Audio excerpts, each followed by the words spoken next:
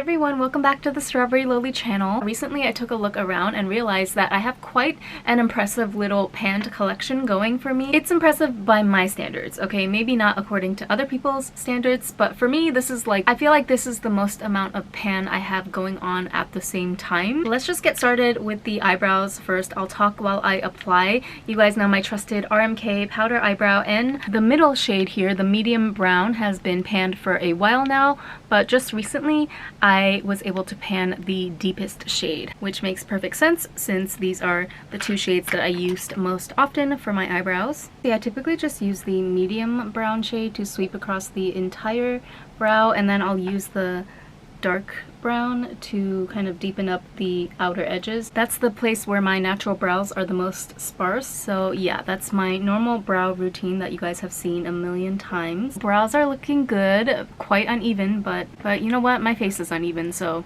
it works out. When I was in Egypt, I used this dual-ended brow pencil. It had like a brow gel pencil side and then like a liquid brush tip side for you to draw realistic looking brow hairs if you wanted to. So actually I just purchased a new one off of Shein because the pencil side ran out. This was what I used all throughout my trip to Egypt. It was just easier to work with a brow pen while being constantly on the move over there. But yeah, now that I'm back here in Tokyo, back settled into my regular life, I've gone back to the RMK compact. I did pick up a new eyebrow compact just for fun. This is the Kate Designing Eyebrow 3D Dual Color Compact. This one was interesting to me because, as you can see, it has powder for both your brows and then also for eyeshadow. So it's like very compact, but also very multi-purpose. I do have to say though, I've tried this a handful of times on my brows, and while it is fine, you know, it's fine, but it just doesn't quite, it's giving like eyeshadow on the eyebrows, if you know what I mean, whereas the RMK compact is giving like real fluffy eyebrow texture realness. So I do think there's a subtle difference there. Maybe I'm just picky when it comes to eyebrows. I feel like a lot of people swear by Kate's eyebrow powder, but for me it has to be the RMK. Then I'm going to top it off with my heavy rotation coloring eyebrow. This product is another one of those that I've just had forever and it just never seems to run out. So although obviously it can't be panned seeing as it comes in a tube, I feel like it definitely fits in with the panned collection here. Okay, now that eyebrows are done, let me go ahead and prime my eyes with my Kaleidos Tone Activator Primer. And you know what I really want to do right now? I want to use one of these multi-chromes. These are the singles from the Odin's Eye Jewel Shine collection a while back, which we all know, if you were there, it was kind of a hot mess. They're beautiful, but they're also really messy, and in my opinion, way overpriced for what they are. But since I did spend my money on these silly things, I am going to make damn sure that I get some use out of these. Okay, so let me dip into... Will you guys hate me for being cliche and just dipping into the white here? I mean, it's not gonna be white, you know, because it's a duochrome, so it's more of like a mermaid scale green. By the way, I did go ahead and see the Little Mermaid yesterday. Look, I got this special little sticker thing. There's Hallie looking adorable. I think they only have limited quantities of these for the first people that go to see the movie, so I'm glad that I was one of them. And yeah, I'm just like fully in the mermaid fantasy these days, so that means it's time to bust out the Odin's Eye multi-chromes. This is such a pain to apply with a brush though, this formula. Like, it's tempting to use my finger, but I really don't feel like getting glitter all over my fingers today. Am I crazy, or is that not very multi-chromy? Like, I'm only seeing literally green. Speaking of panned though, this shade right here, I think it's called Judy. It literally panned as I was swatching it for the first time. So you might not count this as a real pan, but I don't know. I'll take whatever I can get. I'm not joking you, the first or second time that I swatched this shadow is when it hit pan. So that tells you something about how soft these formulas are. See if I can pick up some of this shade as well. There's no rhyme or reason to my choices, really. Ooh, that one is very reflective. I'm just doing whatever today. I just want to show you guys my panned products, so not really concerned if this is not the masterpiece of all eyeshadow looks. This is actually not looking that bad to me. And then again, I don't know if it's really possible to make these duochromes look bad. It's not a bad formula. Like, it really is, you know, it's a good product. It's just that I don't think it's worth what they're charging for the singles by a long shot. If they had released this in a regular, you know, palette type of collection, I would have been more on board. But anyway, that's old news already. I still need to film my review for the newest Jordan's Divine collection, so don't worry, I have not forgotten about that. Okay, moving on to the next pan in my collection. This was a hard-earned pan. Oh my god, this compact is so dirty now, but the Canmake Tokyo Plumpuku Coordinate Eyes eyeshadow palette for specifically for the under eye area, and this one is in 02. I think it's like Sakura Pink or something. As you can see, I panned the tiny little shadow shade on the bottom here, and I actually panned this while I was in Egypt, which was super exciting. I panned a few things in Egypt actually. That's always great. I feel like when you're on vacation and you can also manage to get a boost, power up in your project pan, it's like a double win.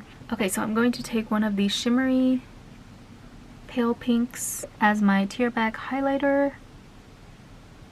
I like to mix these two. And yes, I know this pan is like micro atomic level small, but a win is a win, okay?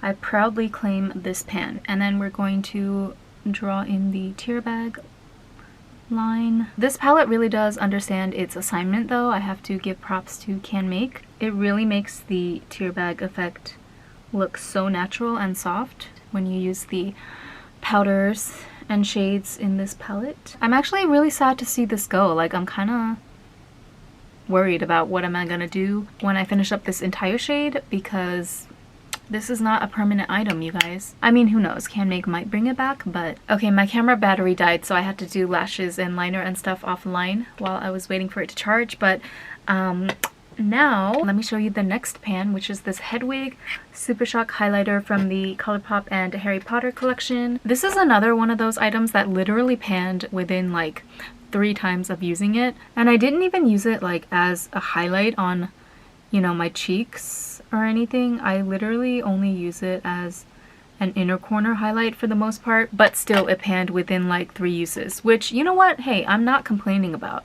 But that just speaks to the porousness, I guess you could say, of the Super Shock formula. But I do love the Super Shock highlighter formula even more than the Super Shock eyeshadow formula. This is actually one of my favorite products ever to use in my inner corner. It's just like the gel aspect of the formula makes it go on so easy and smooth, and it looks like super hydrated because it's a cream formula, it's not a powder.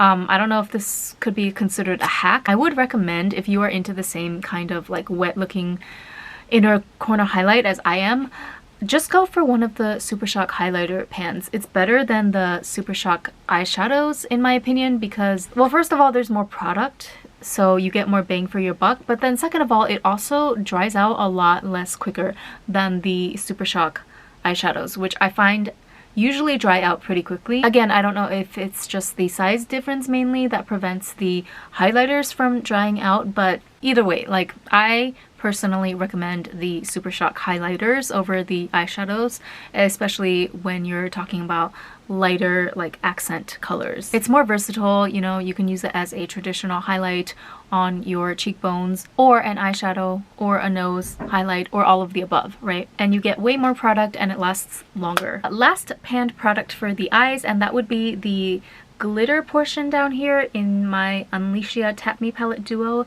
in number 2 Groovy. So this has been panned for a while, slowly increasing the pan because I still consider this pressed glitter to be one of my top 5. Yeah, the beige undertone matches everything, and I really just enjoy the mixture of larger and smaller glitter particles in here. Like you see, even on today's look, which is already super, you know, duochromy and glittery and out there, it still adds that extra layer of dimension. And this is actually the makeup item that like friends or other people will ask me to borrow the most when I'm out in public, like touching up my makeup or something, which kind of bothers me, not gonna lie. Not because I don't want to share, but just because of sanitary reasons, you know. I'm sure a lot of you can relate. You know, half the time I really just want to be like, girl, I would rather just buy you your own compact rather than you getting your fingers all up in mine. Not saying that you're dirty or anything, but I don't know where your hands have been, okay? So for blush, we're going with the Canmake Cream Cheek in P01. This is another pan that happened in Egypt. I was actually kind of surprised because this is a repurchased blush. So I actually bought it right before my trip to Egypt, and pretty much, yeah, like on the last day, on the morning that I was getting ready for my flight back home to Tokyo, I hit pan. So that actually gives me some valuable information on how long it takes to pan these Canmake cream cheek blushes with regular use. So I was in Egypt for a total of 10 days.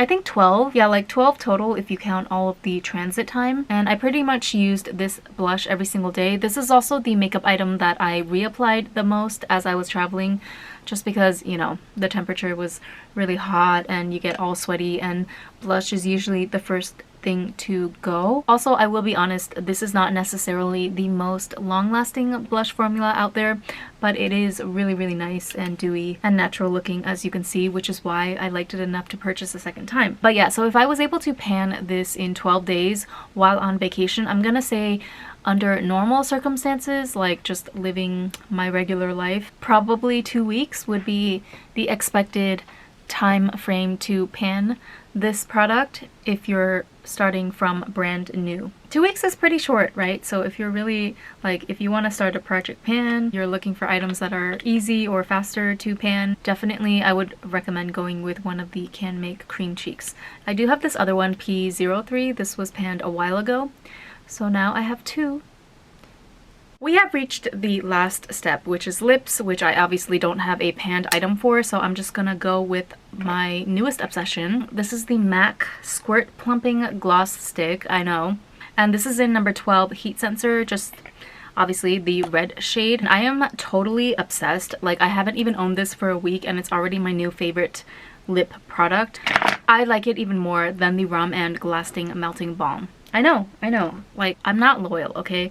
I am when it comes to certain products, like for example, face primer, Etouce Face Edition Skin Base for oily skin, possibly until death. But you know what, even this, if something better than this comes out, which I cannot, how can you even get better than this? But if it were to happen, I would probably jump ship on primers as well. Like, it's not worth it to be loyal to these men. I mean, makeup products is what I'm trying to say. But yeah, this gloss is like actually everything that I wished it to be, which is also what I was secretly slightly afraid of, because now I need to buy a million and they are not cheap, you know. This red shade on my lips, like, I mean, obviously it's not a real red, but just the sheer wash of red that it adds to my lips, I feel like it just elevates. But anyway, I think I'm actually gonna save my thoughts on these for a future video because I want to do a separate video on these. Alright, so that was my full face up panned products that I have accumulated so far in 2023. I guess, like, I can't even finish my outro because my camera is signaling to me that it's overheating again. But anyway, I hope you guys enjoyed this little casual Saturday get ready with me, and I'll see you in the next one. Bye!